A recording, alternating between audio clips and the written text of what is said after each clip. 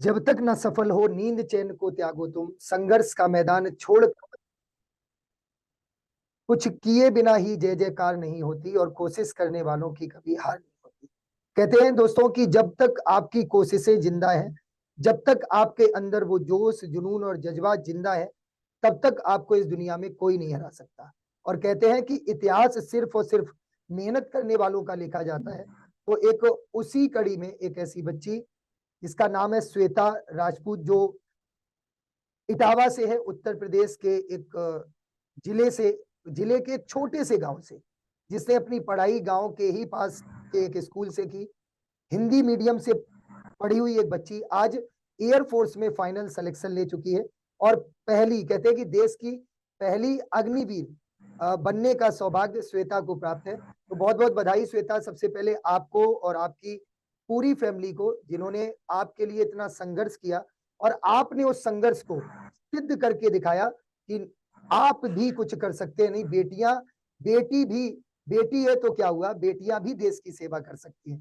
तो वेलकम श्वेता आज के इस शो में, और उन सभी बच्चों को आज आप इंस्पायर करने वाली हैं, एक बहुत बड़ा मैसेज देने वाली हैं कि किस तरह से आपने अपनी तैयारी की, किस तरह से आपने अपनी डिफिकल्टी को पॉसिबिलिटी में बदला, यानी कठिनाइयों को संभावनाओं में बदलकर अपने माँ बाप का नाम रोशन किया। तो सबसे पहले श्वेता, आपके बारे में, आप कहाँ से बिलोंग करती हैं और आपका फैमिली बैकग्राउंड क्या है? Hello everyone, my name is Suvita. I am from district Itawa in Uttar Pradesh. In my family, we are 5 members. My father is a farmer and my mother is a dedicated homemaker. I have 2 siblings.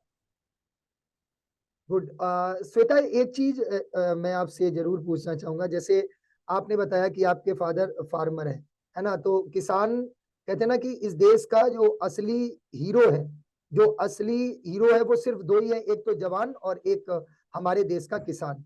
तो निश्चित रूप से हम, मेरे father भी एक किसान है और मैं भी एक किसान फैमिली से बिलोंग करता हूँ, तो अपनी फैमिली का दर्द जान सकता हूँ। मेरे पिताजी ने भी बहुत स्ट्रगल किया, और कहते हैं ना कि जब तपती धूप में हम लोग घर में बैठे बैठे होते थे, जब तपती धूप में हम घर में अपने छत की छांव के नीचे बैठे होते थे, तो हमारे पिताजी खेतों में काम कर रहे होते।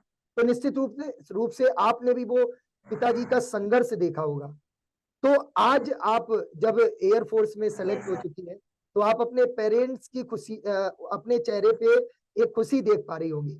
तो उस खुशी को देख के आपको क्या लगता है? आप अपने छोटे, जो भी आपके घर में है या पड़ोसी है, वो आपके बारे में क्या कह रहे हैं?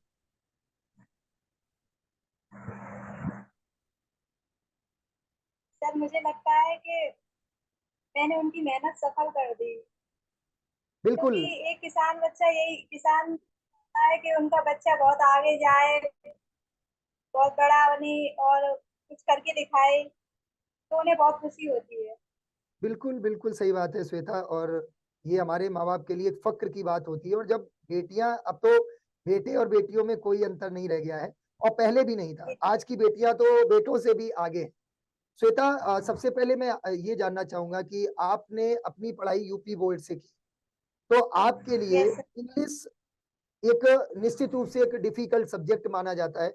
जो यूपी बोर्ड से पढ़े यस होते हैं सर। या हिंदी बोर्ड से पढ़े होते हैं, उसको, उस डर को आपने कैसे खत्म किया? सर इंग्लिश तो सर प्रैक्टिस से ही आती है, और सर मैंने ऑक्सफोर्ड की डिक्शनरी भी पढ़ना स्टार्ट कर दिया था जैसे ही मेरे प्लस टू क्लियर हुआ। इंग्लिश पे ज्यादा फोकस किया था, क्योंकि यूपी बोर्ड वालों के लिए इंग्लिश तो डर ही लगता है। फिर और सर मैंने एग्जामपुर का सर बैच भी खरीदा था ऑनलाइन, तो उसपे सर जीडी की क्लासेस चलती थी, तो उसपे सर ने कॉन्फिडेंस से बोलना बताया, प्रैक्टिस कराई बहुत सारी, जिससे सर हमने वहाँ पे अच्छा कर दिखाया और रिजल्ट भी बहुत पॉजिटिव आया। बिल्कुल। अच्छा श्वेता, जीडी की तैयारी आपने कितने दिन की, मतलब कितने दिन, मुझे लगता है आपको, जब आपका रिटन का रिजल्ट आया उसके 10 दिन के अंदर आपको जीडी मतलब फेज 2 के लिए बुलाया जाने लगा था। तो लगभग आपके पास 7 से 10, हाँ, तो 7 से 10 दिन में आपने मतलब अपनी तैयारी किस प्रकार की, और कैसे आपने उस अपना कॉन्फिडेंस बिल्डअप कर पाया? सर आपने तो बहुत सारे टॉपिक दिए ही थे लर्न करने के लिए, सर वो सब याद कर लिए थे। और जीडी का डेली क्लास चलती थी ग्रुप पे, तो उससे सारे टॉपिक याद कर लिए थे। और सर ने बोला था कि कॉन्फिडेंस एकदम हाई होना चाहिए, आपका कॉन्फिडेंस लेवल वहाँ पे लो नहीं होना चाहिए। और जब आप ऐसा SRR के सामने बैठे हो ना, तो उससे आई कांटेक्ट नहीं करना चाहिए। जो आपके आसपास जो कैंडिडेट पे बैठे हो उनसे अपना आई कांटेक्ट कीजिए और अच्छे से जीडी दीजिए। और एक स्माइल होनी चाहिए चेहरे पे, कॉन्फिडेंट बहुत ही मायने रखता है इसके लिए।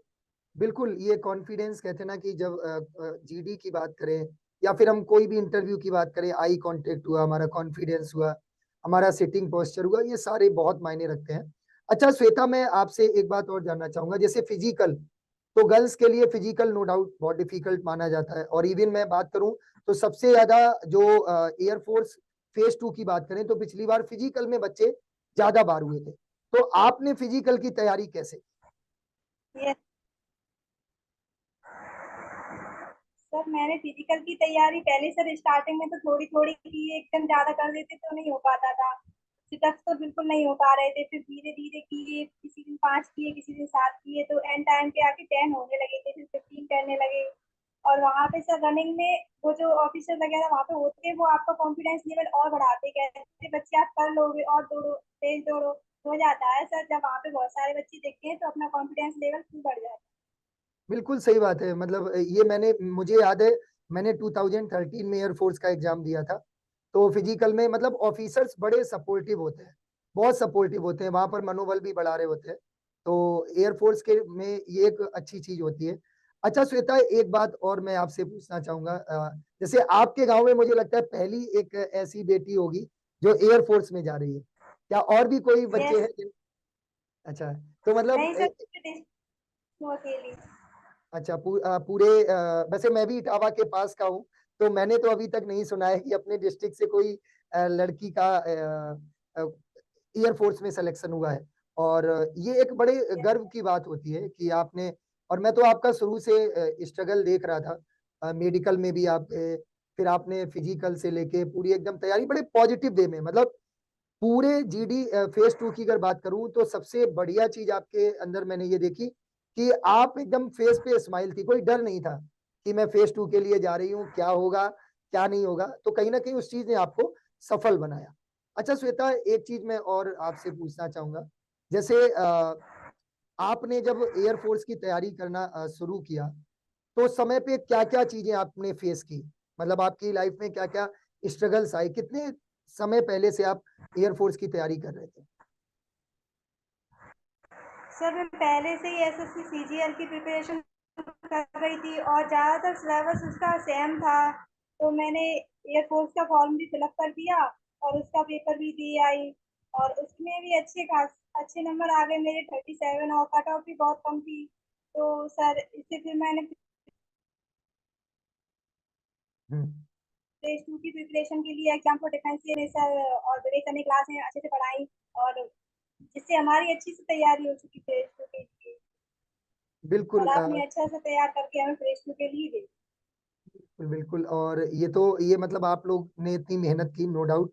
अच्छा श्वेता, लास्ट में बस मैं इतना ही पूछना चाहूंगा उन बच्चों के लिए, अभी आपको पता है कि एयरफोर्स का रिटन का रिजल्ट आया है, तो जो बच्चे हाँ अब सर। जीडी देने जा रहे हैं, फेज 2 के लिए जा रहे हैं, उनके लिए आपका क्या मैसेज है?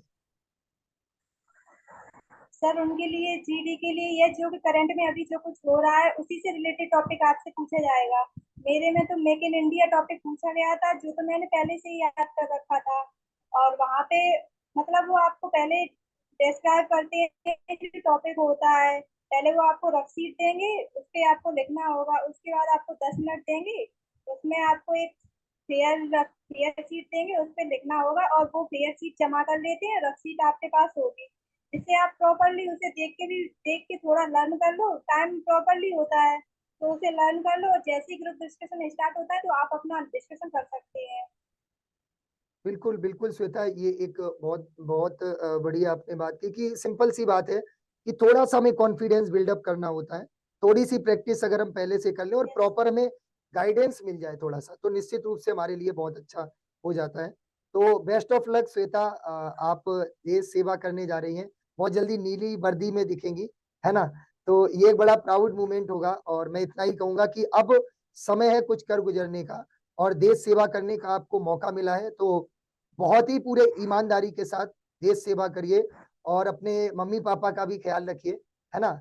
और बहुत सारी ब्लेसिंग्स आपको, और बहुत बहुत थैंक यू कि आप उन बच्चों के लिए भी आपने एक मैसेज दिया जो बच्चे तैयारी कर रहे हैं। निश्चित रूप से इस वीडियो से बहुत बड़ा मैसेज बच्चों को मिलने वाला है कि अगर श्वेता कर सकती है तो वो भी कर सकते हैं। बस एक हौसला चाहिए, और कहते हैं कि रख हौसला वो मंजर भी आएगा, प्यासे के पास चलकर समंदर भी आएगा, तू थककर मत बैठे मंजिल के मुसाफिर, मंजिल भी मिलेगी और मिलने का मजा भी आएगा। तो thank you very much Shweta जुड़ने के लिए। थैंक यू अगेन पूरे एग्जाम्पल डिफेंस वॉरियर की टीम की तरफ से। Thank you very much.